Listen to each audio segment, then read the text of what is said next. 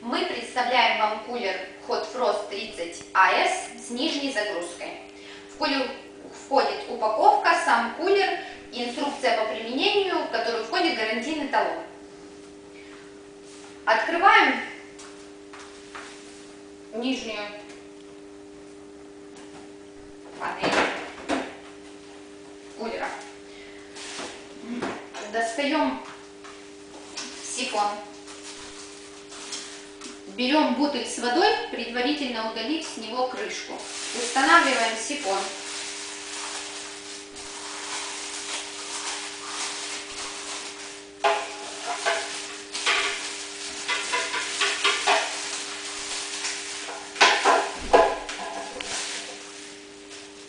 Устанавливаем бутыль с водой на подставку. Задвигаем до щелчка.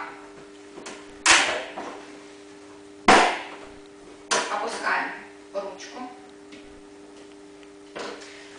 Включаем кулер в сеть.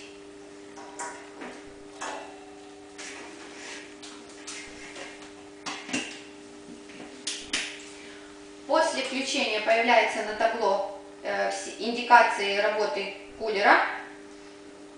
Потом мы включаем правым переключателем насос.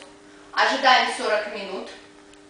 После того, как набралась вода в резервуар кулера, вы включаете тумблер левой горячей воды.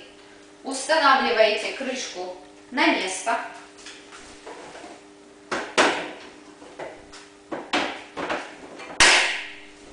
Кулер готов к использованию. Для того, чтобы набрать горячую воду, вы нажимаете красную кнопку и подносите чашку. Для того, чтобы набрать холодную воду, нажимаете синюю кнопку и подносите чашку.